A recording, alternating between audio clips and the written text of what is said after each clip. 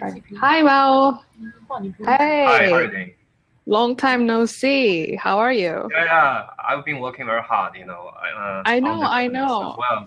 So it's superb. I literally, in past 5 days, I've only slept no more than 20 hours, Oh, and ate no. probably more than three, like Uh-huh. 6 meals. Basically Oh, 1 to 2 meals per day. So, oh. so yeah, so Yeah, it's that's why overwhelming. you look super tired. Yeah, Yeah, exactly. yeah. Um, So, okay, let me share my screen. hmm Um, Would you like to introduce yourself for a while? uh, oh, I noticed that I have plenty of time, right? No. You have 10 minutes. Okay. Do you see Okay. my do you see my screen? Yeah. We see it clear. Yeah. Nice. So hi everyone. I'm Mao from EOSREAL. We are a very special, block producer candidate. We are super independent. We are super fair. We are doing what we think or believe is right. Um, so we have been participating on governance side for quite a long time. Um, so like, half of the constitutions you have now, we contributed, to it. The BP agreement, as well as voters agreement, we contributed a lot.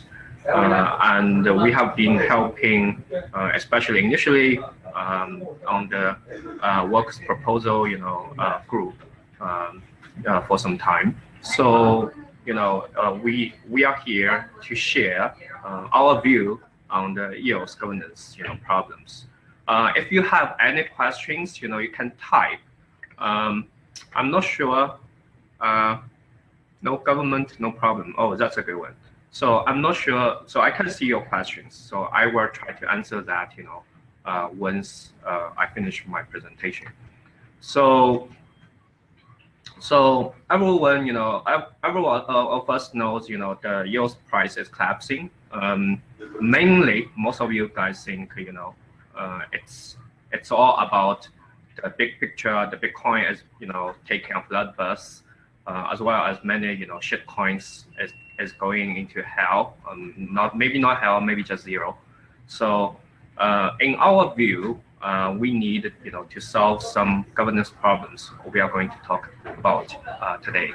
So first, let's try to see, what's EOS, why we are facing this governance problem. So I will try to keep it short. So for blockchain 1.0, like first generation, it's a very,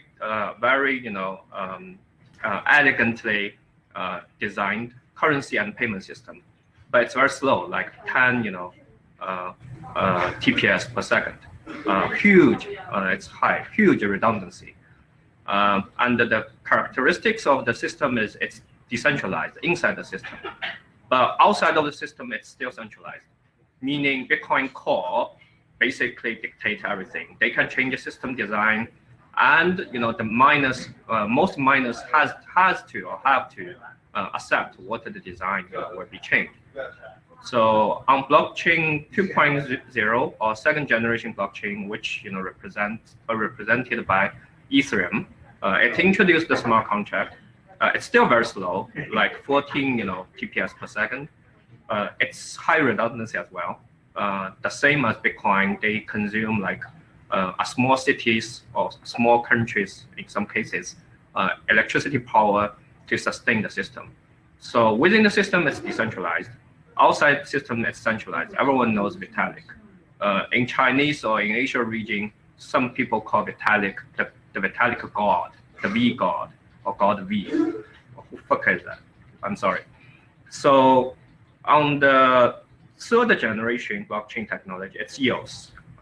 Everyone knows that EOS got very efficiency, a lot of efficiency with DPOS, which requires 21 block producer to work together to maintain the system.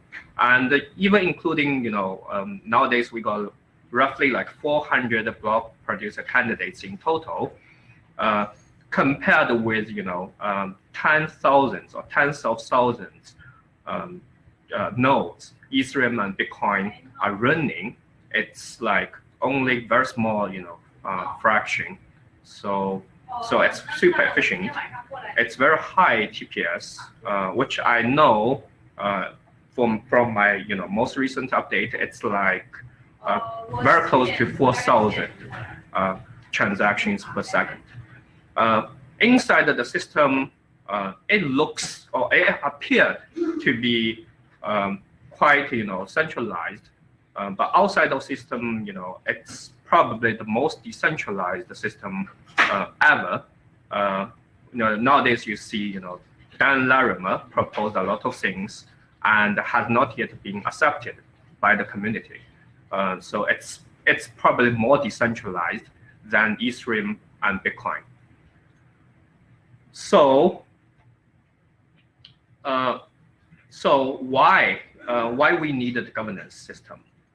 The governance system, make or keeps the whole EOS more decentralized. Like it's not only about 21 block producers or even 400 block producer candidates. It's about voters. If voters can do things as they designed, the whole inside the system will be far decentralized than Ethereum and Bitcoin as well. So that's the huge governance dependency for the DPOS mechanism, which is the foundation or its most brilliant idea for the EOS, maybe Steemit as well as BitShare. So let's talk about the problems. So for voters, which contribute or elect the block producers to be working systematically or as designed, so they need to know about the system mechanism. If they don't, they need to be incentive. They need to be getting incentive to do the proxy and the delegation to someone else who understand this concept better than them. And what we now see on the EOS mainnet is some collusion already formed among voters. And least is the extremely low turnout rate among smaller voters. I just mentioned, there is no incentive, especially for smaller voters. So there is no incentive for large voters as well, in most cases, because if they don't collude with others, if they don't want something else. So that's first, the problem for the voters. So the problem, for the block producers in this DPOS system right now is block producers have or is exercising the power to make code or a code or some code level or the governance level changing decisions. So what happened if the block producers has that power? So it's nothing, remember, the DPOS ask the voters to delegate some of the power to the block producers, but not saying the block producers them should have, any power, if not much power. So by doing this, it's like the block producer can change the system. That's, the highest risk toward the system, as we can see. We are also seeing a lot of collusions among block producers nowadays. So that's mainly, I don't want to, defame all the block producers, but we do see the problems here right now, ever since the first, freezing accounts decisions made by block producers back to the mainnet launch roughly 2 months ago. So one very ironic example I got 2 weeks ago or 3 weeks ago is I met one of the 7 accounts frozen, meaning the guy who cried for help back to that time. So now he told me he got his password, the private key back, and want, us to unfreeze his account. I said, what the fuck, you guys started all this problem, all the root, of the making up the block producer's power, but why you come and cry again, for this thing? So dispute resolution, okay. So ECAF should be doing system protection rather than dealing with, the theft of account, help user to recover their private key. So what does system protection mean? Like to help the system anti-collusion, to help the voters, to help the good, members or token holders fighting against the bad members of or token holders, on such as vote buying, collusion, all these big stuff, to make the whole EOS system decentralized, running properly, rather than to chase the stolen money back. All these much unimportant stuff to me at this moment. We can do all these things only if we have a strong and running EOS mainnet. So the rest of the second problem is I only hear the cry out saying ECAF is too powerful. We should try to check and balance ECAF. Yes, we do. So that's a referendum we need, and the whole ECAF process we need to work out, rather than ECAF themselves stay there and run by themselves, like forgettable. So okay, so it's it's another thing. Developers and dApp developers has no incentive to make any applications. So I'm saying this because it's not only the EOS, but also the EOSREAL, as well as Bitcoin. Not saying the developers not have incentive, not get paid by making dApps on certain chain, but also the resource costs are too high. Like to run a smart contract on the EOSREAL costs you, right now it's much better, costs you like $2. On EOS, to create a user account costs you probably $5, maybe lower than that now. So it's no incentive for the developers to develop the dApp. That will be the one of the biggest risk to develop the whole system, as well as to develop the whole ecosystem on the EOS. The last, how about other public service? How about the DAO concept? How about we can sustain the running and the developing of EOS? So we should need the DPOS, at least some.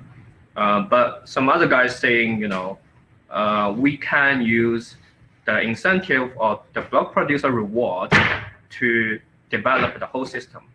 My idea currently is we should not do that, because block producer should be independent or safeguard the system, rather than think about how to develop a DPOS system, how to make a working ECAF. It should be somewhere else. Maybe in the future still, currently it's block one, but in the future it should be handled by different other parties. So my current thinking is it should not be overlap with the block producers. And recently I've been seeing more and more people quitting from the block producer and do some real work or true work for the EOS.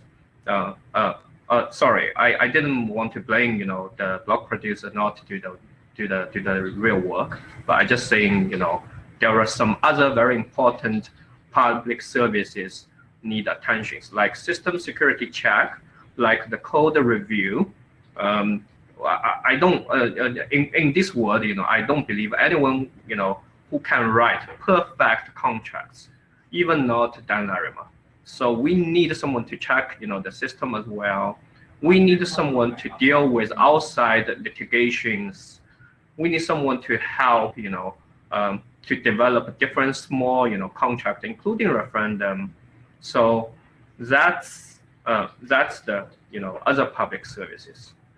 I do get some, solutions for each of them, but let's, leave it to the Q&A. Let me check back, what kind of questions we have right now.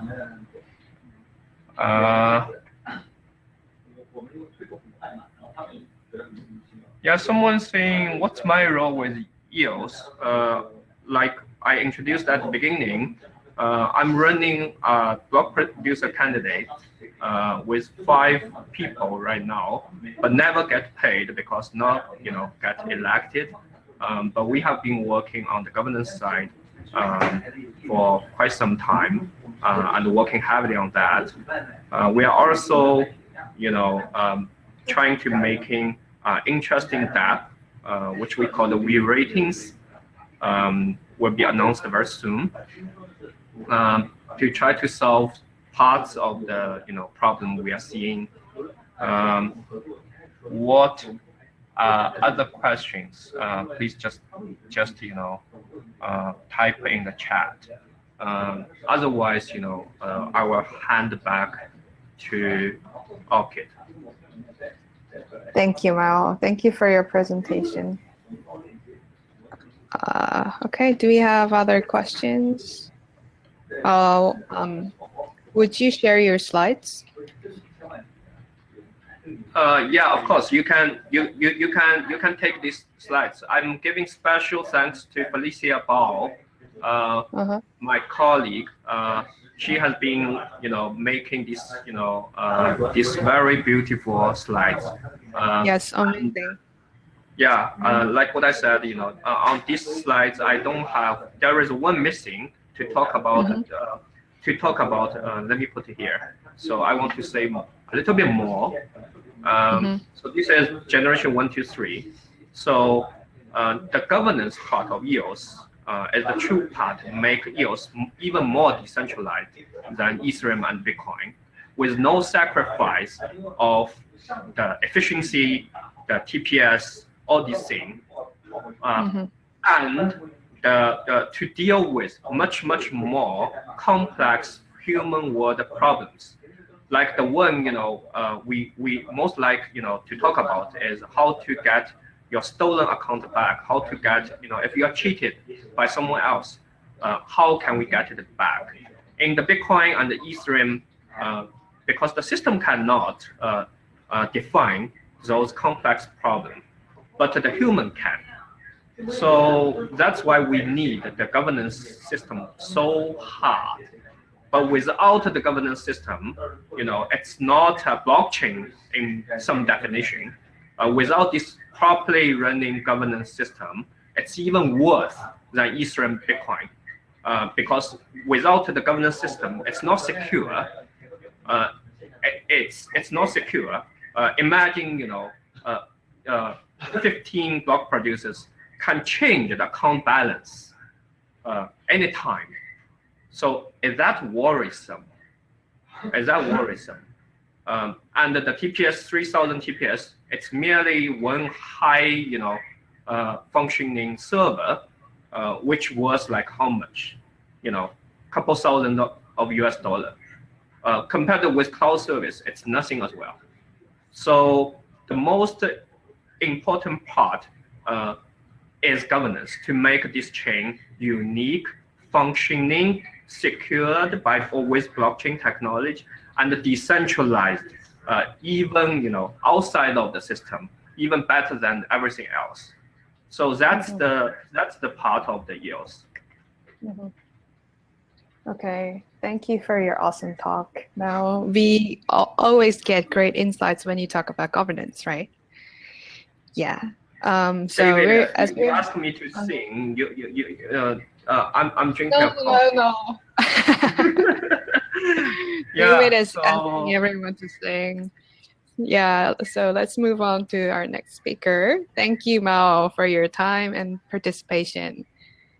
yeah, thank you. Yeah, Thank you for and would you organizing this. would you be able to post a link of your PPT on the chat? Find us in our channel. Felicia already posted a Telegram channel. Oh yeah. We are very happy to give away this. If anyone thinks it's useful. Yeah. Okay, thank you. So